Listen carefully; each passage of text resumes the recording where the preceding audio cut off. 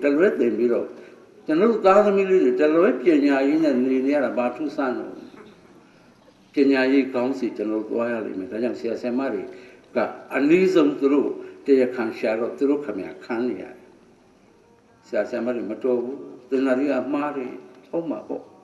The shell of Nebon Mazet, the no Kenya kitchen and picket. This is who Rema, Kenya le pare, in Jimuri le pare. Shiroma, Serapia piano no Mureka. Tejang Mandagilia, Salinga, only zero, your cheese, Chigamati, to Serapia, the La Ronda Mardigo, Ginago, Digo Mongado, now so Andimas, Pusa, now so Pusome. Samakan Juru, you are so general like Tejang Mandagina, Minamiji, Pandia Dotten Mien, Ramasan Tanda Mien, Dodazi Kaino. Serapia, Gombogi, Tutti over, Manglaja by some years solo. Serapia Jango. Tigabia, Jipo, solo, along to the poetry in Jajana, Ludo. The bed Diaga Mariga, maybe you must say, Namu, Dibina Shini, Toraja. A good move, so you got me. The lower King and Dubai, Yanamu, you are like that, Nembone. They young in the Yamana, Manamilia, then I say, like she. In June, Serapia along on Julian Pacatori said. So that the children come away. Oh, no, you'll be Pompon, you'll be late. Ah, come on, Jaha. But Lumia Giva. Along the way and do a so there. A good dog. Simpiaga, the video of Mark, this thing you two will up here. Coming a little bogly child, the video of sat down, think be that good or touch you on Pia. Do the Bia, no to you are so much. Pia. A good video of Yala with the Pia. But Tito, love here, the thing you two people here. Only to Isa Jab. The chances of that. The same kindly look, Jamani Rapare, Canarelu, Johnny Mesa. Mong Juzava, only Mong Juzava. Wasn't there Tabalabiana day that beer at Tamimabaro? Kitchen and Pico me. Gogo la Kalili Gilly, Gilly Giza. Did you move the chain? She said, the county, the Millie Atlantic, Tally Atlantic, Mamma, Yam. Lima, Yango Mamodo, no, Lama, Ninjama, Brigade. You can do a little Biarumachizan. 7 books like in there. I got a young tutor. About both of you, I need a child water channel. Generally, you got me, Mamma, Mojobi, and Jova Barn. Nothing going on, second, never lay out of sea. She got thrown in it. Doing the cake. Magia put a Caleria, the only Bogia Masuru, the Midua, kind to check and Tara, the Drew Algarvan, Paolo, the Rubo Jack, the Oshima. How got shown in it? Laji Mandarima, awarded and needed people me. Mostly Caleria. Your mamma, so Jolima, a couple have got a baron, a quiz away. About a quiz away. Ah, who is Saya? To go near Van, I love that. Oh, sorry, Gira. A blue Gira. Ah, so Gira. Ah, maintain a mula quiz or take a laugh. Ah, and a satire. Oh, Maduro, wow, Menu, you look how. Let him get 2 to rally. The Managani, the Unagan, and the one on them. Yamama to that own cuckoo, Kong, Goha. I hang on Alpha, go say, Maria, that you said who we are. The Mama, the Laura of India, to shut a May, Gigi, you can't loan at him. They got little kids. They got me at Bamasian, who own her. Ah, satire. You go was that game, you going get the machine. The child, they were only a little land of my way. bảo rồi hao này ao này vì cho nó đi thâu nam rồi xin này nhá bảo mình mà làm chú đi giao này ngã chú nghe này mình về dễ phải sẵn hàng giao thế mà bảo rồi mình làm chú đi này sạch trời có của lý thằng bên nhà mình quá làm chú đi suy thả sẽ cũng nhà cho nó em bây giờ rồi mình đi nè bảo mình đi tham gia bảo vào chỉ là mua là tiền bảo mình tiếp bây giờ với là sẽ tiền này bảo mình đi thêm một tiền phụ cho nó tiền này thấy không cũng được bảo bảo mình bảo vào với mình sẽ lý do mà tiền nó mới ra được rồi tiền sẽ phải cái lý sẽ tiền sẽ tiền 자, 그가 뭐 다, 뉴욕아, 호리, 에라, 고고고, 인세라. 아무리, 그냥 대야나, 비야나, 우리 사람이야. 서든, 난 죄지, 오만 했죠. 그래, 막, 지고, 아빠는 지고, 서든, 아무리, 비야. 이거 봐봐라. 하나, 습자네. 맨날 와, 쟁여달래, 습자이면라, 뭐, 호두요. 맨날 뭐, 많이 와, 쟁여다, 습자이네. bảo mình tiền trước, thế mà bảo nó tiền trước là đó, lý do mà ra ông đi, bảo mình tiền trước thì ông đi thế là chú cái đấy là hoa sao mà, chú bảo rồi chú sao mà ra, chú bây giờ chú này, tầm ăn lên bảo mình tự chỉ tiền bị chú, thế mà bảo rằng, chú con phong này đã, chỉ mong mình chú bao mà mai là số chi là đấy, có vẻ mẹ con như ngã chú à, bảo bây giờ còn tông này. chú con bao người mà bao mà lấy chơi giả đấy nhớ sợ đấy mấy phần là cái bảo trong sự lý do này mình quá người lý do sự sai để về lúc xí mình bị giá trị cho ấy nó cho lạ xa đấy mấy phần là cái mình là gì gì này bạn à tôi coi à cái này lý do à rồi chuyện lúc rồi nhìn lúc mèo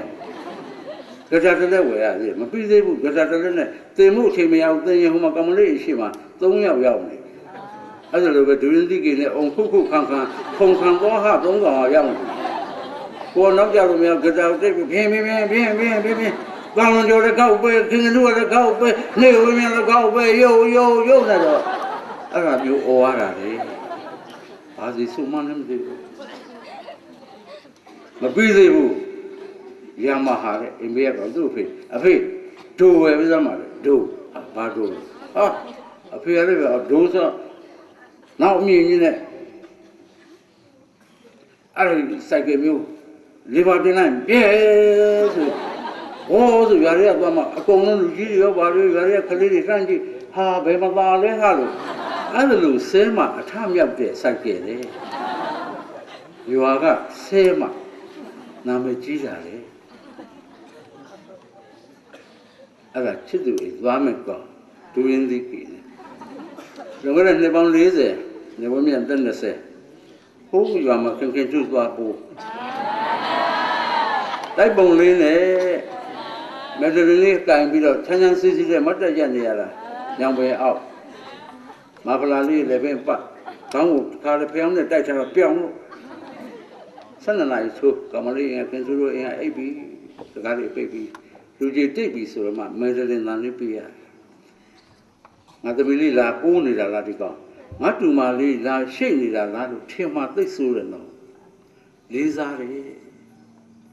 အဲ့ဒါမှသချင်းလေးနဲ့မောင်ဘော်ဝဲဂုံရင်မတူလို့လား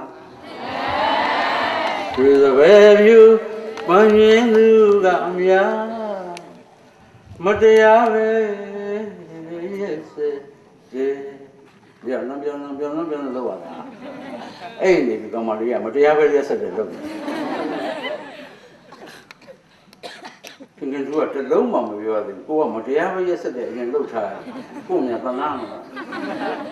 လျှောက်ပြန်တန်ပြီးချီးဝိုင်းကောင်မလေးအရှိမဲတယ်နဲ့အဲ့လိုသွားပါလား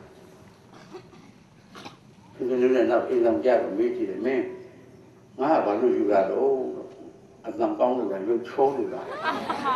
ဟုတ်တယ်တော့အားနာလို့ယူတာတော့ကြာရင်မူကြိုက်တော့မှာဟုတ်တယ်ညပဲကြည့်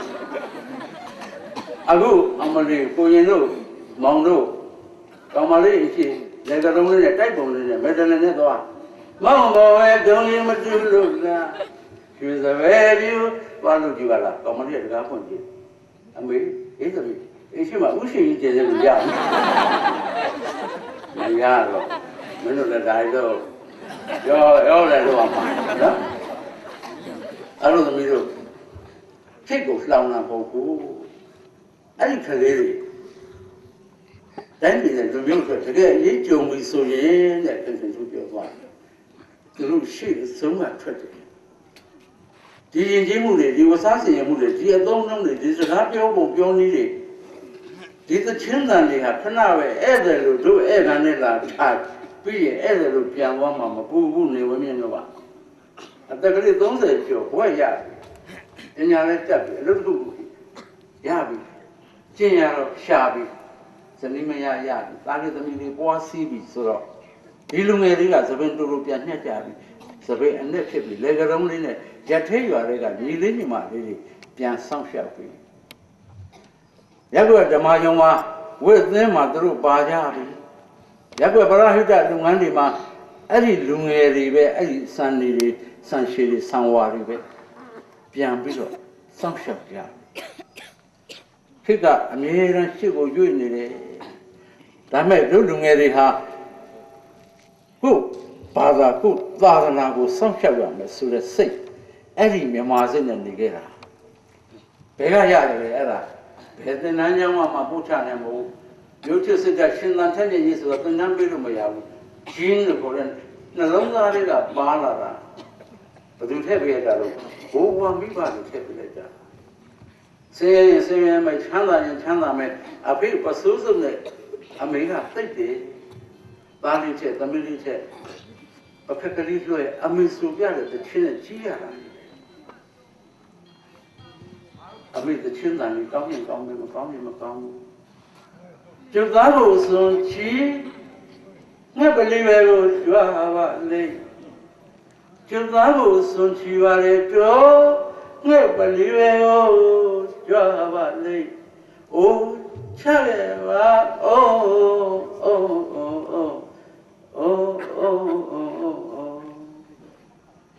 သားလေးကသိပြီသမီးလေးကသိပြီဒါအမေတမ်းမယ်ငါနားမှာအမေရှိတယ်ငါဘာမှမကြောက်တော့ဘူးငါဘဝလုံခြုံလိုက်တာကဘာပေါင်းမှာရှိတဲ့ဒုရိယာတွေထဲမှာအချိုမြိန်ဆုံးဒုရိယာပဲအမေရှိသားပဲလို့သူသိတယ်အဲ့လိုနှလုံးသားမျိုးနဲ့ပြုစုပြောထောင်တာမြန်မာလူငယ်တွေမရင်မကြေးပဲရှိလိမ့်မလဲတချို့မရင်တွေကတော့သချင်းမရတော့တော်တော်ဆိုးတယ်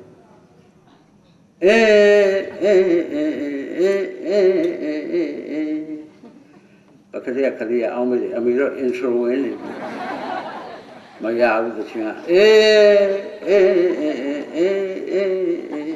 ပြဲဆိုမို့လားပေါ့သချင်းတော့ရမှာပေါ့မြန်မာစိတ်ဆိုတာအဲ့ဒီကလာတာကိုယ်နိုင်ငံကိုကာကွယ်စောင့်ရှောက်ထိန်းသိမ်းရမယ်ဆိုတဲ့စိတ်ကလည်းဘိုးဘွားလေးစီရလာတာကျန့်ဆိုတဲ့သတော်ကဥဒုလေးတစ်ချောင်းပါတယ်ဘယ်တော့မှအကျိုးမခံဘူးသေတာသွားမယ်အကျိုးမခံဘူး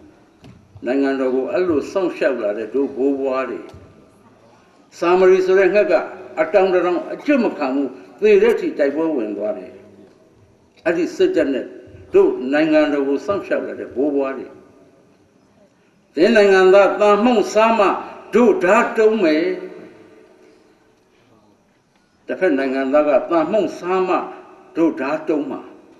မင်းတို့ထမင်းစားနေလို့တို့မကြောက်ဘူးဆိုတဲ့အဲ့ဒီစိတ်ဓာတ်နဲ့စောင့်ရှောက်လာတဲ့တို့ဘိုးဘွားတွေအာဏာကိုသိကောင်းနေပြီနိုင်ငံကပဲ့ကျင်တိုင်းပဲ့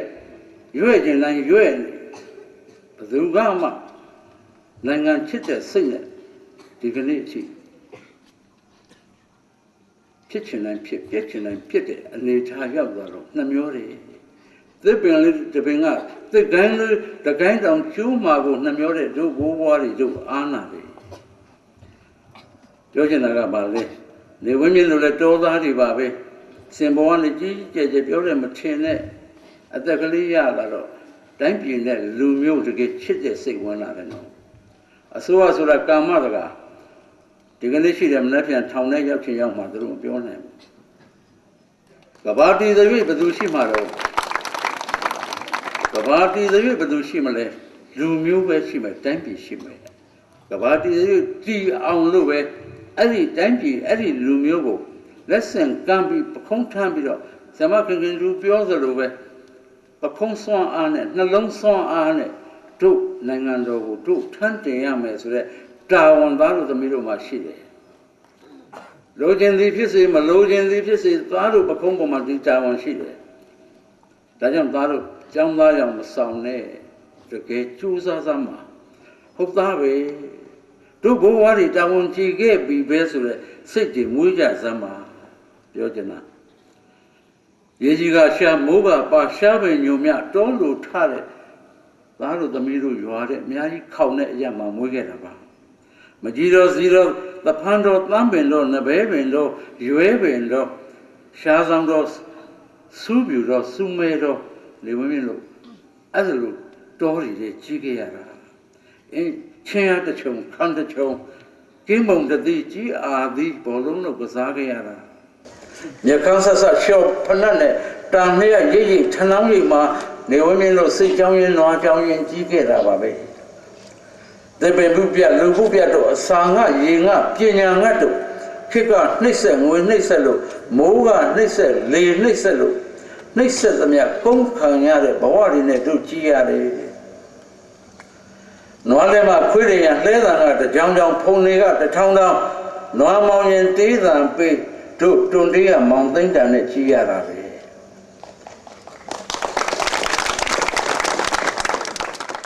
Suppose Mamajina Muju with the young and a car Chiluchi, the Dubuari, that was the middle of Magic and County. Collect the channel and Rosu Jala, the computer, pushy young navy. Itema, the one locarega, Badi General, a comb, young navy, the women of them, Sata O Papo, who another in a Baji Pussy, Zinata Bagadani, the Chinese were party, Pasiam shoe. By Yanelepa. Only women could be about Lampa, Saudia Piokia. Pagia Patica, Nieto, and a Babylon, they just have men that come out, don't wear them, you, Alea Sauga, Ubione. Paya, I not in lay can have, Ua Machiu. Did you wine para? That was the middle of Gankani. Said the Talon Johor and Natown. Said Samamia, the Chinkita. Capiaye. The Yari, you jet. She got set, Una Sia Gigi, Conchizuri, their Jamwemolo, Biobia, Saji Ubuni, and Masa Pia. Then I get lead on in the type of anyway, the Seven Mamma shoe, but you Shamana piano, the beginning of Lampi. You go and jump the Vimala, do Ponka, a little more ten. The cow beamatin, more to my oh, Calier, Duruda. Says the Rupia, this laying job, the piano. The girl lay among the Paipugalao, saying in a Mekuna, were John de Lagana. The Tano Kalidi, Liranga Kalidi, Conjunction to Chelsea, Alma, Saga Boji, Tigapiali, such. Anything must lay you a John Lewana. Saga, Bugalaka, yeah. Legend of Georgia, the Horace Legend may, Legend of Uquet, Menu, Legend of Hore Horagapian, Zendon Dagapian, Debu Dagar, Nazam, Dagara, Tagu Salapian, Legend Mashida, Compia. Legend and Liga, Dedo, Mondega, Nenedi Sound of Zenyoga, Salapian, Legend and Mashida. Don't know call it to be. Now will let Bo, Hora, Bo, Horaga, Jew, Horaga, Jia. Horaga, Mibian Hora, one by two, Saturday, not to go look my shit. Didn't the Adari, a condena, Jamsarem about to Kabiarim about. I had a teaching aid, you call it, then you trouble to see it. We don't buy you Bogala percentage of like piano. I don't myself, then laying George, the Kabiago, the Ayala, when I've been the women who. As you achieve a midnight, they will edit Chelsea Alma, then that's Satenga. Was an Lingara, she a yoke part Tangaran, but yet, Joe, do you room you do a cabiari. ပိုးကျွေရဝတယ်လူမျိုးသောတာလင်္ကာရသူတော်ဘာနားချမ်းသာအောင်ပြောတယ်နော်တို့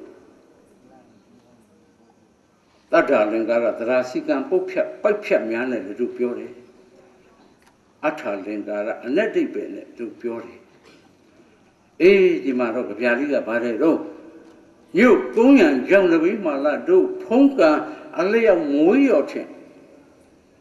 တခေါက်ပြေးမထင်မိုးထိုးမရောအိုးခလောက်ကလေးရတဲ့ဒူးဒူးတောင်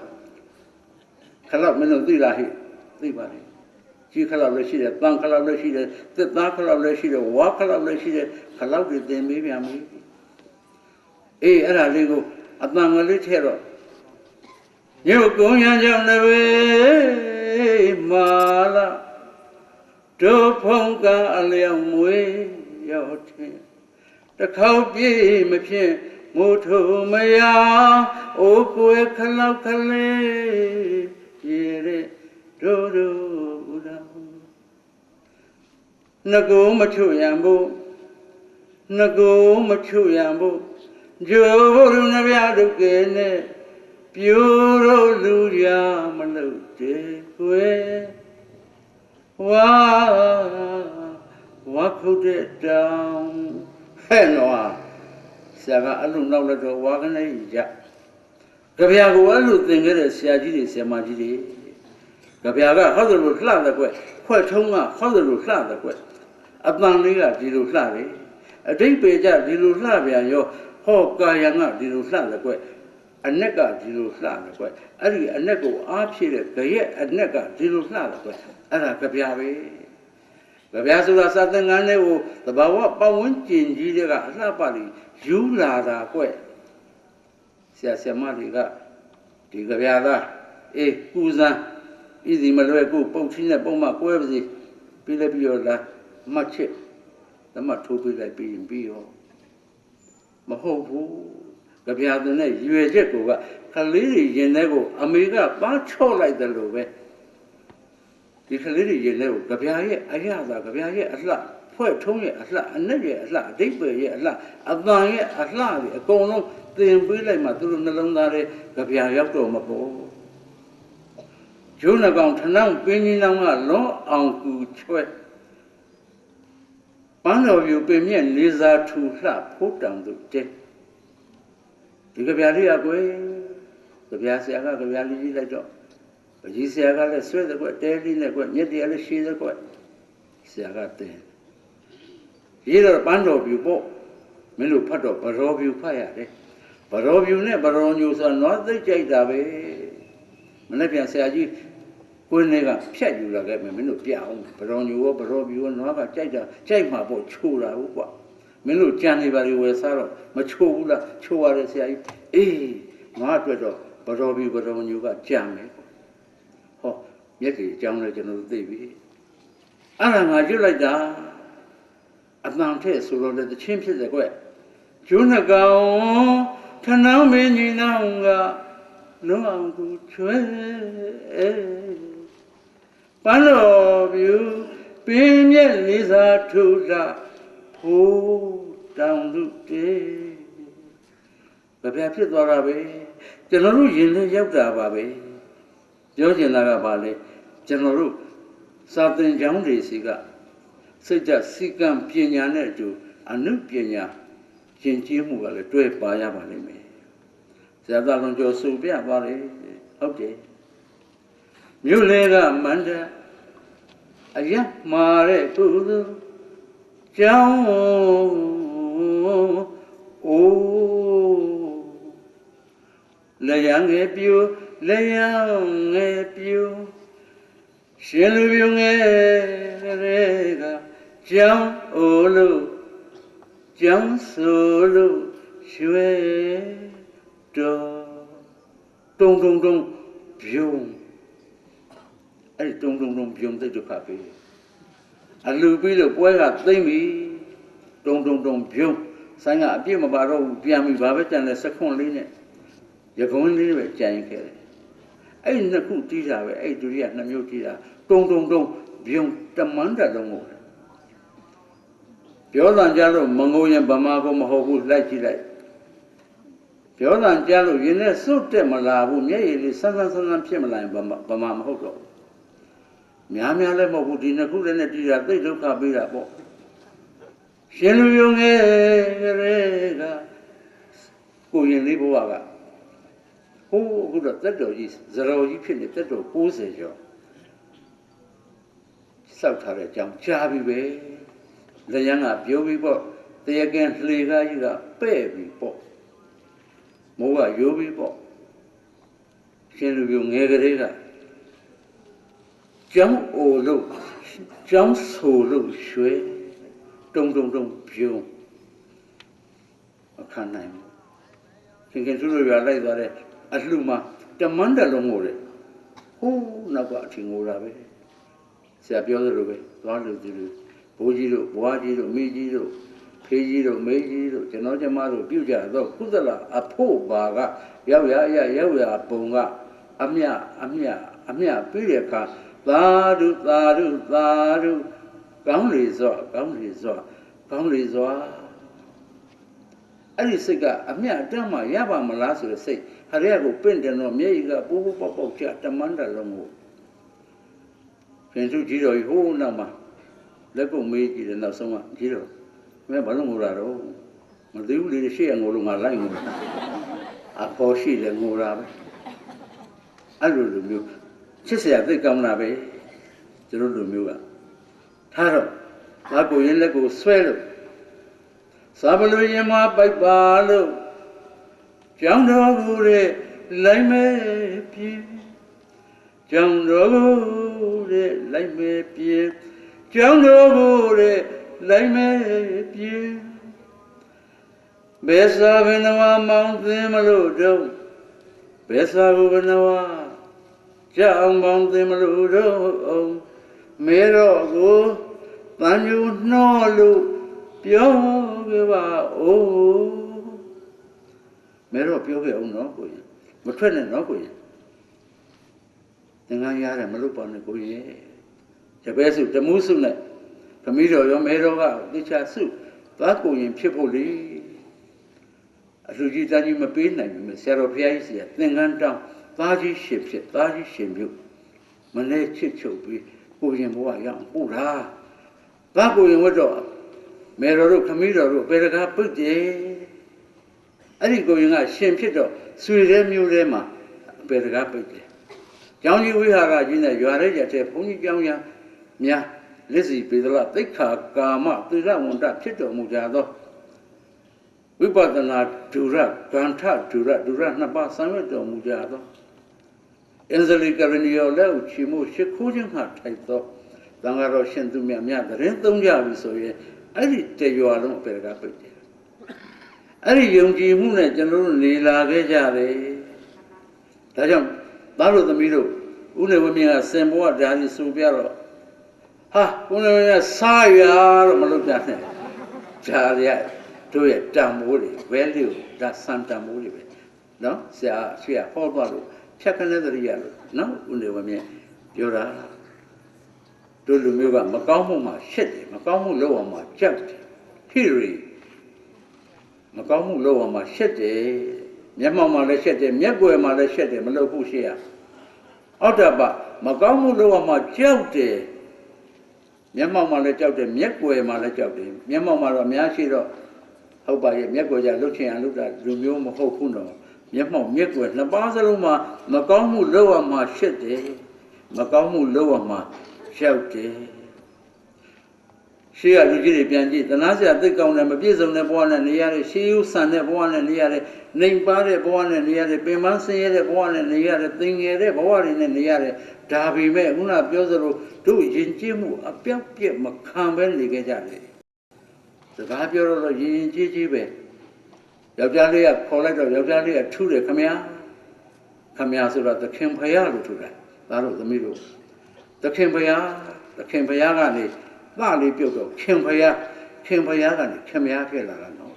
အမှန်တန်ရင်ကြီးတယ်မင်းကလေးများကြတော့ရှင်လို့ထူတယ်မလှရေးရှင်အရှင်လို့ထူတာနော်အားလေးပြုတ်သွားတော့ရှင်အကျဉ်းခဲ့ကိုကြုံမ I'm slave ကျမအစိခံမှာကျမကြုံမပါ တစ်ဖက်သားကိုအရှင်လို့သူကိုကြုံမလို့နိဝါဒေါသနှိမ့်ချတဲ့လူမျိုးယောက်ျားလေးရတဲ့ကျွန်တော်တဲ့ကျွန်တော်ကြုံမှာ I am a slave what can I do for you ဘာလို့ပြရမလဲကျွန်တော်သခင်ဘုရားကကြာတော့ခင်ဘုရားကကြာတော့ခင်ဘုရားဖြစ်လာတာဒီလိုနေရာကနေအခုတော့မဟုတ်တော့ဘူးသမီးရှင်မလုပ်ပါနဲ့သားကြီးအားတော့ဘုရားလည်းခေါ်နေရပဲမလုပ်ပါနဲ့နော်သိရင်ကြီးပါလေသူတို့ဘဝနေနည်းတွေကိုဒီကနေ့လူငယ်တွေကမလုပ်တဲ့အခါကျတော့မလုပ်တော့သူသိဝင်နေတယ်နော်ဖိုးတို့ဘွားတို့ကအိမ်မှာစာကြောက်ရုပ်ဖြစ်သွားပြီသားလေးကတီရှပ်နဲ့3 quarter နဲ့နားပေါက်ထဲတချင်းထည့်ပြီးတော့ dance လုပ်တော့အမေကြီးတို့အဖေကြီးတို့ကစိတ်ဆင်းရဲသွားပြီဘယ်လိုများဖြစ်ကုန်ကြတာပါလဲဘုန်းကြီးနဲ့သီလမယူဘူးစီတီဓာတ်ပြားနဲ့သီလယူတဲ့ခေတ်ရောက်လာပြီဗမာမုံလက်ကောက်မကြိုက်တော့ဘူးအင်္ဂလိပ်မုံလက်ကောက်ခြေတုံးနဲ့မှကြိုက်တာတွေဖြစ်လာတယ်မြေအိုးနဲ့မချက်တော့ဘူးပေါင်းအိုးနဲ့ချက်တာဘုရားမြေအိုးလေးတန်တန်နဲ့ဒါကဘုရားရှင်မို့ဥပေါင်းလေးအောက်ကတော့သံဃာတော်တို့တတ်တအခုမတတ်တော့ဘူးသမင်းပေါင်းအိုးပလတ်တို့အပြားလိုက်ဘုန်းကြီးတစ်ချမ်းလူတစ်ချမ်းဖြစ်သွားပြီဘုန်းကြီးတွေကလည်းချင်းမပေးတော့ဘူးတောက်ရည်ဦးတဲ့ရေ no water cooler မှာအေးတယ်ထင်သွားပြီဒါကြောင့်ပြောချင်တာပါလေခေတ်တည်ပြောင်းသွားတော့ကြာကြံရိခါကယဉ်ကျေးမှုတွေပဲပြောချင်တာကဘုန်းကြီးဟန်စကားမပြောတတ်တာတွေဖြစ်ကုန်ကြပြီမြို့မှာပို့ဆွတ်သွားပြီဒီမှာတော့ပြောရင်ကြီးစရာပေါ့မဟုတ်ဘူးမြို့မှာမပြောတတ်ဘူးဘုရားကမနှင်းနဲ့မေကမေကင်းနဲ့မနှင်းသမီးအမေအပြူပေါက်15နှစ်16နှစ်တပတ်ကလေးပခုံးတင်သားဟဲ့တင်နေမေဆရာကလေးတန်တန်လေး15လုံးတော့ထည့်သားအလုံး20လောက်ထည့်သားဘာလို့ဘုလုံးမေဆရာတော်ကြီးသွားကအမေမနဲ့မှကပ်ပြရစီဟောသွားကဆမအီဆရာတော်ကြီးကြိုက်လို့ပါညီသက်တော်လေးကြီးစားရင်းနှီးလေးနဲ့ဖုံးပေးရတာဘောသမီးရဲ့ဟဲ့ဆရာတော်ဘုရားကြီးရှိရမယ်ရမကလေးနှွှမ်းရတယ်နော်သမီးဝတ်ဖြစ်တဲ့အခါကျတော့ရမကလေးနှွှမ်းအဲ့ဒါရင်နှွှမ်းတဲ့တစားသိပါလေအမေဟဲ့ဆရာတော်ဘုရားကြီးရှိရောက်တဲ့အခါပခုံးပေါ်တပည့်ကလေးတင်ရတယ်နော်သိပါလေအမေကဲတော့ဆရာတော်ကြီးကသက်တော်90မမြင်ဘူးဟဲ့ဘယ်သူလုံးတက်လာတာမနှင်းပါဗျာဘာလုံးအဲ့ဒါတွေတညက်ပါဗျာဘယ်သူပြီးခိုင်းလာတော့ဟဲ့တကမိုင်းမဲကင်းဗျာတပည့်တော့အမေပါဗျာဟောမဲကင်းသမီးလာကန်ချဘုရားရှင်ဝတ်ဖြစ်ပြီးငါဝတ်ဖြစ်ကန်ပြန်မိုးချုပ်ပြီးမနဲ့ဘုရားရှင်ဝတ်ဖြစ်ဆရာတော်ကြီးဝတ်ဖြစ်အဲ့တော့မှအမေမာလာတရိရတယ်ပကုံးပေါ်တပတ်ကလေးကျကျုံထတပည့်တော်မှပြန်ကြွပါဦးမဖေအေးကြွဘောက်ရမှာဟဲ့ဘယ်သူသမီးမေကင်းသမီးနဲ့မေလွတ်ဆန်းဘယ်နဲ့တပည့်တော်မှပြန်ကြွမိုက်လိုက်တယ်ခလေးမေကင်းလာတယ်ရှင်ဖေခေါ်ရဲဆိုလို့ပါဖေအေးနင်သမီးကပြန်သွားတော့ငါဘာပြောသွားတယ်မှတ်ဘာလဲတော့ဖေတပည့်တော်မှပြန်ကြွပါဦးမလေးသေချာမှားလိုက်တာနဲ့ဖြစ်ရလေချင်းဖေစိတ်မရှိတဲ့ဖေအခုအိမ်ရောက်ချင်းတပည့်တော်မှမင်းတော်မူလိုက်မယ်ဖေဟာမင်းတော်မူလိုက်နင်ကပို့ဆိုးနင်ယောက်ျားဘယ်သူမောင်ညွန့်ဖေတော့ခေါ်စမ်းမောင်ညွန့်ဒီကောအိမ်ဆောင်စီသုံးမကြလို့ဖြစ်မောင်ညွန့်ကလာတယ်ရှင်ဖေခေါ်ရဲဆိုလို့ဖေဟာမင်းသမီးကတပည့်တော်မှပြန်ကြွပါဦးမလေးအမလေးမင်းမရခေါ်ဆုံးတော့အိမ်ရောက်ချင်းမင်းတော်မူလိုက်ပါဦးမလေးဟာစိတ်မကောင်းလိုက်တာဗျာအဲ့ဒါလိုဖြစ်ကုန်ပြီလားဗျာဒါမျိုးကြတော့ဓာန်ပေးရတယ်ဗျာအေးဘယ်လိုပေးရင်ကောင်းဟာဒါတော့မရမ်းမတော့နောက်ကြောင်းနဲ့ခြေတော်ရမချစင်နဲ့ပေါ့ဗျာဟာမင်းကပူဆိုးဗျာမင်းအိမ်ဘယ်သူရှိသေးတော့ရောက်ခမကြီးရှိသေးဗျာခေါ်စမ်းရောက်ခမကြီးတက်90တုံနဲ့တက်ဟဲ့မင်းတက်ဘယ်လောက်တော့90ပါဗျာ90ယတနာကမင်းကြီးလည်းသုံးကြမင်းသမီးလည်းသုံးကြမင်းမကြမင်းသမက်ကလည်းတတိလားကြည်စမ်းဘုန်းကြီးဟန်စကားမပြောတတ်ဘူးအဲ့တော့ဘုန်းကြီးစိတ်မကောင်းလို့မျက်ရည်ကျအရှင်ဘုရားခွင့်လို့ပါဗျာတပည့်တော်ဒီ3ယောက်ကိုတန်တန်ဆုံးမဆိုလည်းပဲဆုံးမလို့မရတဲ့အမတန်မရိုင်းတဲ့ဟာတွေပါဗျာတပည့်တော်ကလည်းအသက်တွေရှည်လိုက်တာဗျာသူတို့နဲ့မနေချင်တော့ဗျာမနေချင်တော့မရဘူးမင်းအသက်ကြီးစောမင်းမဆုံးမလို့ဖြစ်တာအဖိုးကြီးကကမုံစားဖြုတ်မျက်ရည်တွေတုတ်တော့ငိုနေ မင်းဆုံးမမှာပေါ့စိတ်ညစ်လွန်းလို့ပါဖေဟာတပည့်တော်တစ်ခါတွေးမိတယ်ဖေဟာဘယ်လိုတွေးတော့ဒီလောက်မိုက်ရိုင်းနဲ့3ယောက်နဲ့အတူနေရတာလဲစာရင်အေးဘဝနဲ့ထံပြန်လွန်တော်မူတာပိုကောင်းမလားလို့ပါဖေဟာမင်းကပိုဆိုးပြန်အိမ်မသူရှိသေးတော့ဘယ်သူမှမရှိတော့ပါဘူးဖေဟာယဉ်ကျေးမှုတွေကိုယ်လှတယ်ရောက်ကြတယ်ရေးကြီးကြိုက်တာ၄ပလင်းရှိပြီနော်ကဲဟောပြောခြင်းကလည်းလေးပါပြီဟောချင်တာတွေလည်းအများကြီးပေါ့ထားပါတော့တို့ကြုံဖြစ်ခဲ့တယ်ပြောခဲ့ပြီညီမတွေရှိကဘာလုပ်ရလဲသားတို့သမီးတို့သိချင်မှသိမယ်မွေလာမယ်ပြစားတယ်တက်ခုတ်စားတယ်သိယူစားတယ်လှေထုစားတယ်လှေလိုက်စားတယ်လေတဲ့ကိုင်းတဲ့လှုပ်စားတယ်စင်စာရိပ်ရတယ်မြင်းစာရိပ်ရတယ်နတ်ကစားတယ်သမင်တယ်လှုပ်စားတယ်တစ်ပင်ခုတ်စားတယ်ကြွက်ထုစားတယ်ယုံလိုက်စားတယ်အထက်တန်းစားနဲ့နေရတယ်လို့တခါမှမရှိဘူးပရိသေရခေတ်မှလည်းဒီတိုင်းပဲဓာမိုးပြီးအုပ်ချုပ်တဲ့ကိုမင်းကိုချင်းဆိုတဲ့ခေတ်လေတို့လူတို့ကအမြဲတမ်းဆင်းရဲခဲ့တယ်ရှင်မင်းရဲ့လူတွေ့လို့ဘုရားတည်ပြီးပြီကြောင်းတည်ပြီးပြီဆိုတော့လည်းပဲကျုံနေဖြစ်ရသေးတယ်ရှင်မင်းရဲ့နှုတ်ကထွက်ရင်ကျုံဖြစ်ရဖယားကျုံနဲ့ကြောင်းကျုံနဲ့ဗိဓကကျုံနဲ့ဘုရားတည်တဲ့ကြောင်းတည်တဲ့ကဲပါတဲ့သံဃာစားတဲ့ခွာတဲ့ဒွန်းစန္ဒာတဲ့ကျင်းတူးတဲ့ပန်းမိုက်သွန်တဲ့သူကောင်ထမ်းတဲ့စန္ဒာလ9စုရှိတယ်သို့တော်လည်းပဲတိုင်းပြည်ပညာမတက်လို့တို့ကျုံဖြစ်ပြီဆိုတဲ့အခါတိုင်းတစ်ပါးကတို့အရှင်တစ်ပါးဖမ်းသွားပြီဆိုတဲ့နောက်ပိုင်းအခုနအဲ့ဒီဘုရားကျုံတို့ကျောင်းကျုံတို့ဘုရားတဲ့ကျောင်းတဲ့သံဃာကဲပါခွာဒွန်းစန္ဒာဆိုတာဘာမှမဟုတ်တော့ဘူးတမျိုးပါလုံးဟာတိုင်းတစ်ပါးရဲ့ကျုံဖြစ်ခဲ့တယ်ဘာဖြစ်လို့တို့သိတ်ကိုအားခဲ့တယ်ပညာသိတ်ကိုနဲခဲ့တယ်မေတ္တာစိတ်နဲ့တော့နေကြပါရဲ့အမှန်တန်ထက်တန်းကြတဲ့လောကုတ္တရာစာပေတွေအထက်တန်းကြခဲ့တဲ့နန်းတွင်းကစာပေတွေတကယ်လည်းရှိခဲ့တာမှန်ပါရဲ့ခေတ်လောကရကရှိပြီးလိုက်ပြီးမရွေ့နိုင်တော့လက်နဲ့အနိုင်ကျင့်တာတွေခံရတယ်အုပ်ချုပ်မှုအရာပညာနဲ့အုပ်ချုပ်တာတွေတို့ခံကြရတယ်ဆင်းရဲလိုက်တာတာတင်လန်လို့ဆိုတဲ့ဘဝတွေနဲ့နေရတော့ကိုယ်လက်မကိုမထုံးနိုင်ဘူးကြက်ချေခတ်ရတဲ့ဘဝတွေနဲ့နေခဲ့တဲ့တို့ဘိုးဘွားတွေတို့ကလည်းအခုတည်းရှေ့ကိုမရွေ့နိုင်သေးဘူးဘိုးဘွားတွေတုန်းကလည်းမရွေ့ခဲ့ဘူးအဖေတို့အမေတို့တုန်းကလည်းမရွေ့နိုင်ခဲ့ဘူးတို့ခေတ်လည်းမရွေ့သေးပါဘူးလေလို့လုပ်လို့မရဘူးအာဆီယံ10နိုင်ငံတို့နောက်ဆုံးပဲတို့နောက်မှာဘယ်သူမှမရှိဘူးပျော်စရာသိကောင်းတာအသာအဲ့လိုလုပ်ရတယ်မရတော့ဘူးအဲ့လိုမရတော့ဘူးဦးနေဝင်းမြင့်တို့ရွာမှာနေခဲ့တော့ငွေတဲ့နှစ်ပေါင်း50ပစိုးမရှိဘူးနော်10နှစ်သား17နှစ်သားဒါတို့သမီးတို့အခုโอเคဦးနေဝင်းမြင့်တို့ပစိုးမရှိဘူးဟာပစိုးမရှိလို့ဦးနေဝင်းမြင့်ကြီးတော့ဘောင်းမီနဲ့လာတော့မအောင်မီနဲ့ဘောင်းမီလည်းမရှိဘူး10နှစ်သား17နှစ်သားဒီလိုပဲတရွာလုံးယူနီဖောင်းကတစ်မျိုးတည်းပဲဘာယူနီဖောင်းတော့အကုန်ငေါက်တောက်ကြီးပဲ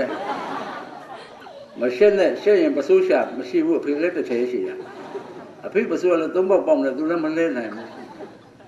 အင်ကြီးဟာပြင်းလေးနဲ့ခြေသီးမပါဘူးခြေသီးနှလုံးပါတဲ့ကောင်ရွာမှာတထေးသားပဲအဲ့ဒါ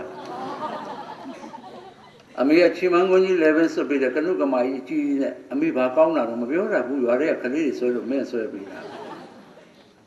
မောင်ကြီးပြိုးမိကြီးဘူးလေးပြေးဝဇန်သားမဝဲရဲဘူးကြောက်ပြားကလွှမ်းမှုလာငါသားအမေကတရဲနိုင်နဲ့ဆေးပေးလိုက်မယ်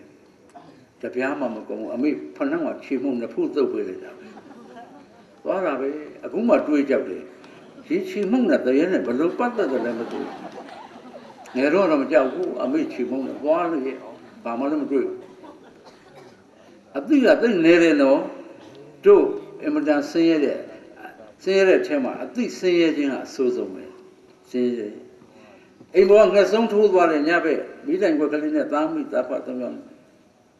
ဒုက္ခလေးတစ်ချောင်းကန်ထားတယ်စာလေးဖတ်ရင်ဘာလို့မိစာလေးတက်လာတော့မှိန် အဲ့ဒါတုံးနဲ့ချွေချနည်းနည်းလေးလင်းလာတော့စာဖတ်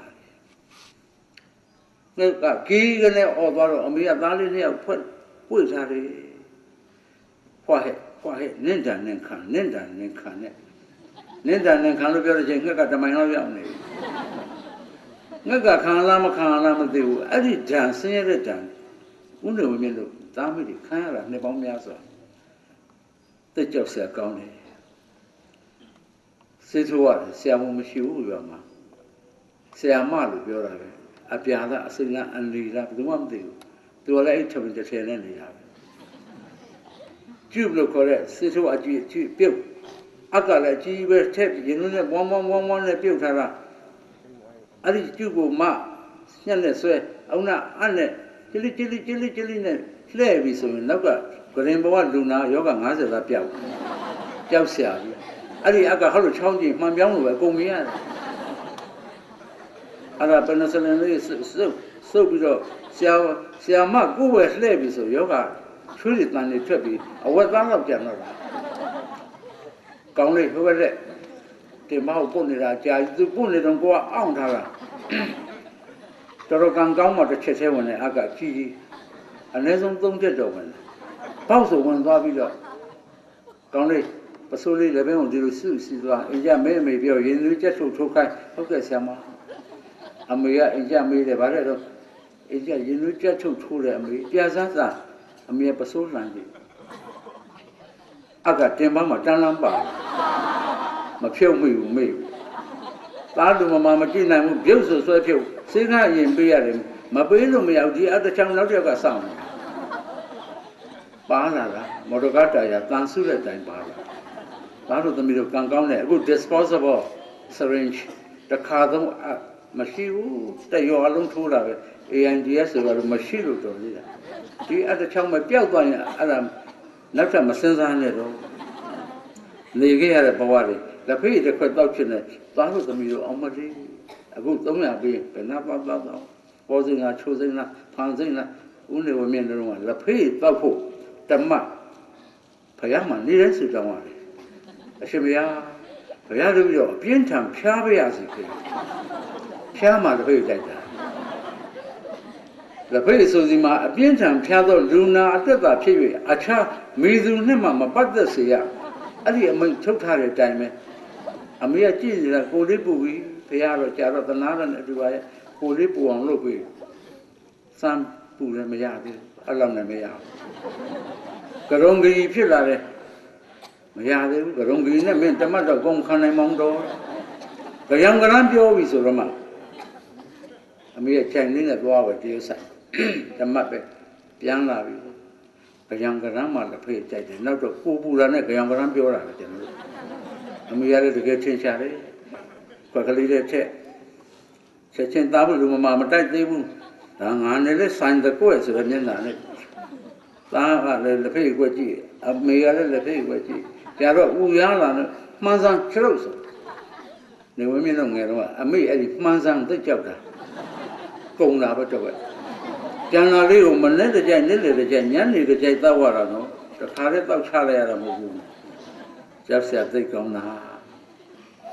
ဘယ်လိုနေခဲ့ကြတော့လွယ်လေးပဲကင်းကြိုက်သလားအမလီကင်းကြိုက်တော့အမေနားကြအမေကအိမ်မှာတော့မရှိဘူးသူများစီသွားငှားတယ်ဗာငှားလာကြည်ပလားအနာတန်ချောင်းနဲ့ရိုက်တော့ကြည်ပလားတန်ချောင်းနဲ့ခောက်တော့ကင်းကြိုက်တဲ့အစိတ်ကကြာဖလားလည်းတရားလုံးတစ်လုံးရှိတာကင်းက3လောက်ကြိုက်ရင်အဲ့ဖလားလဲရှာပြရင်ကျက်တဲ့အမေဟဲနဲ့ပြင်းဘာမှမဟုတ်နဲ့လက်သမားအိမ်သွားလွှားစာတဆုပ်ယူလာရင်သွင်းနဲ့ကြာနာပြုတ်ပြီးအဲ့ဒါလေးစကားနဲ့စစ်ပြီးကြိုက်တာပဲကောင်းသွားတာပဲရွေပေါ်ပါသွားသလိုနော်လျှော်ကနေဒါကကောင်းသွားတာစဉ်းစားကြည့်တော့အင်ပြင်ထတယ်ပက်လက်လန်ကသားချက်ပေါ်စားပုံပေးထားတယ်9မိနစ်လောက်အင်ပြင်နေပဲရောက်တော့မှမသိဘူးအခုစစ်တက်သူတွေမှာအဲ့ဒါတွေမသိနိုင်ဘူးတော့ကျွန်တော်တို့ကသိစင်မြင်လာဒါတော့အခုတော့ဘာဖြစ်သလဲပညာတွေမတက်နဲ့အခုတော့ကုန်ပြီကုန်သွားပြီရာရှင်ကအပြင်ထွက်ပေးရတယ်မြောက်တွေကရာထဲရောက်လာကြရာရှင်မြောက်မောင်းအိမ်ရှင်ကိုဧထောင်း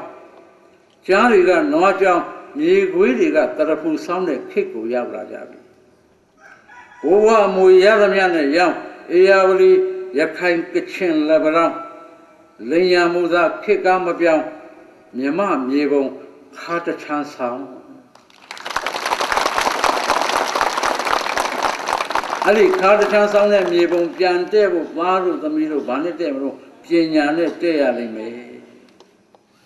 နေဝင်းမြလို့အမေနဲ့သားတောမှနေရတဲ့ရေတိုးဖြတ်တစ်ချက်မိတိုင်းကိုတလုံးရှိရင်ဘဝဟာပြည့်စုံပြီလို့တလွဲတွေးခဲ့တယ်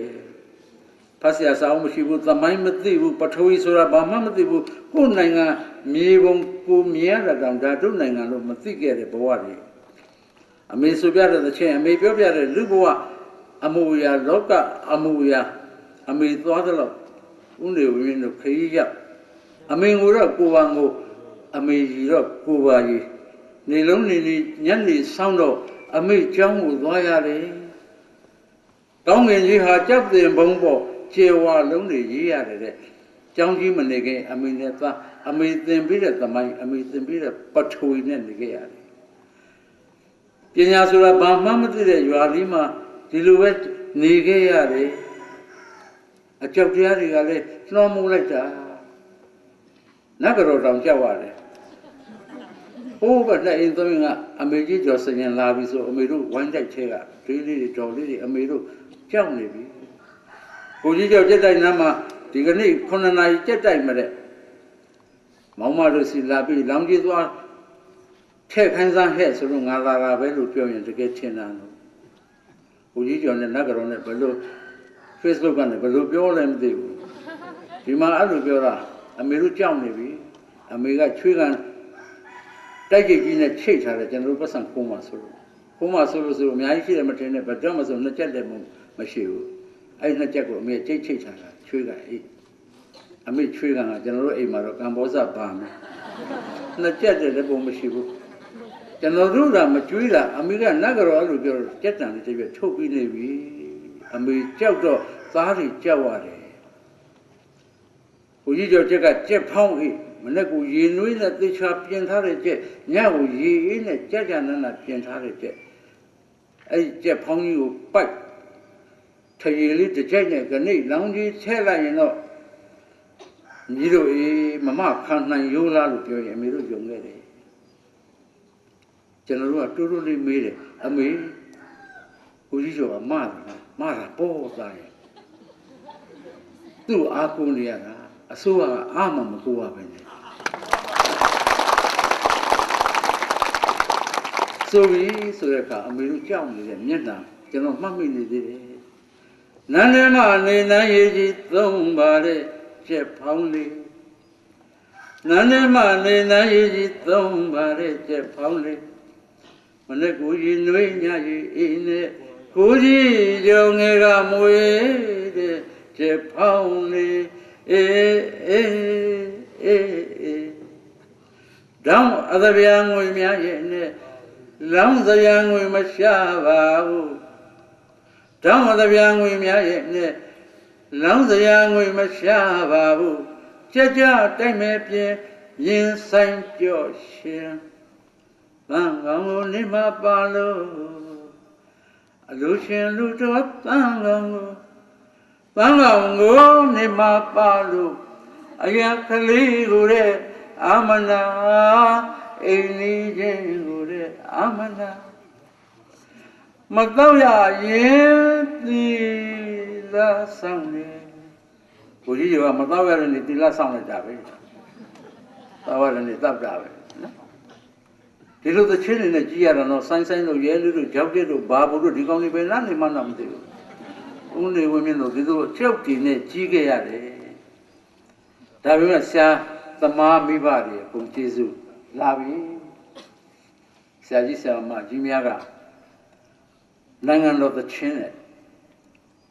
ကျောင်းကိုရောက်တဲ့အခါ assembly ရှိစီရပြီဆိုတဲ့အခါအမိသမိုင်းအမိပထဝီတွေထားခဲ့ရပြီနတ်ချင်းတွေထားခဲ့ရပြီအဲ့ဒီအင်မတန်အစွဲလန်းကြီးခဲ့တဲ့ဆွဲဟောင်းလမ်းဟောင်းတွေထားခဲ့ရပြီကျောင်းရောက်တော့ assembly စီရပြီဟွန်တရောဆရာကြီးကကျောင်းရှိကအလံတိုင်းမှာဟွန်တရောဘိုးရန်တင်ပြီးစောင့်နေပြီ ဦးနေဝင်းမြင့်တို့သားတို့သမီးတို့အခုဆိုသလိုပဲဆိုခဲ့ရပြီတရားမြတ်တာလွတ်လပ်ခြင်းနဲ့မသွေတို့ပြေတို့မြေမြတ်တို့ခတ်သိမ်းရင်ရောက်သေးဖို့ခွင့်တို့နေမြဝါဒဖြူစင်တဲ့ပြေတို့ပြေတို့မြေပြည်တော်စုအမွေအမြဲတည်ကြံစေဒိဋ္ဌံပြုဝေထိန်သိမ့်စုလေးဘာမှမထူးဆန်းဘူးနော်သားတို့လည်းဆိုရတယ်သမီးတို့လည်းကြောင်းနေမှာဆိုရပြီတရားမျှတခြင်း justice လောကမှာတရားမျှတခြင်းသည်ရှိရလိမ့်မယ်ဥပဒေနှမျိုးမရှိရဘူး no one is above the law ဥပဒေပေါ်မှာဘယ်သူမှမရှိဘူးတို့တိုင်းပြည်အဘရဲ့ law တွေဖြစ်နေတရားမျှတခြင်းသည် justice ရှိကိုရှိရမယ်အဲ့ဒီနိုင်ငံမှာတရားမျှတခြင်းမရှိဘူးဆိုရင်အဲ့ဒီနိုင်ငံအခြေအနေသိမကောင်းတော့တရားမြတ်တာလွတ်လပ်ခြင်းနဲ့မသွေလွတ်လပ်ခြင်း freedom liberty independence လွတ်လပ်ခြင်းတွေကို independence day လို့ခေါ်တယ် depends ဆိုတဲ့များပေါ်မိနေရတယ်အင်္ဂလိပ်ပေါ်မှာတော့မိရတယ်အင်္ဂလိပ်ကလွတ်လပ်ပြီးတော့ no တို့ depend မလုပ်အောင်မိလို့ရတော့အဲ့ဒါကို independent ဖြစ်သွားတယ်ဒါကြောင့်လွတ်လပ်ရေးနေ့ဆိုတာအမိကိုကင်းတဲ့နေ့လို့ပြောတယ် liberty freedom လွတ်လပ်မှုရှိရမယ် freedom of speech လူတွေဟာလွတ်လပ်စွာပြောဆိုခွင့်ရှိရမယ် freedom of press လွတ်လပ်စွာရေးသားခွင့်ပုံနှိပ်ခွင့်ရှိရမယ် freedom of expressions မိမိရင်ထဲကစန္ဒလွတ်လွတ်လပ်လပ်ပြောပိုင်ခွင့်ရှိရမယ်အဲ့ဒါလွတ်ခွင့်ရေးပဲဘိုလ်ချုပ်အောင်ဆန်းတို့ဘလောက်အမျှော်မြင်ကြီးသလဲဘလောက်ပညာကြီးသလဲတရားမျှတခြင်းလွတ်လပ်ခြင်းရှိရလိမ့်မယ်တဲ့နိုင်ငံတော်သချင်းကိုသားတို့သမီးတို့သိချဆုံးတော့ငြိမ်းချမ်းခြင်း peace မငြိမ်းချမ်းသေးဘူးလွတ်လပ်ရပြီးတာ290ရှိပြီတို့ဒီမှာတရားပွဲလေးလို့ဟောပြောပွဲလေးလို့တော့သားတို့သမီးတို့အေးချမ်းချမ်းနားထောင်ပြီးတော့ပြန်ဆင်ခြင်တွေးတော့ဟိုးမြောက်ပိုင်းမှာတို့တွေးခြင်းသားခြင်းတွေခလေးတွေနွယ်ကျိုးတဏီကုံကြိုက်တရေသမားများနဲ့သမင်းမစားပဲပြေးလွှားနေရတဲ့ကြည်စံတွေအောက်မှာအဲ့ဒါမငြိမ်းချမ်းသေးဘူးဆိုလို့သေးဘူးတရားမြတ်တာလွတ်လပ်ခြင်းနဲ့မသွေတို့ပြေတို့မြေမြတ်လို့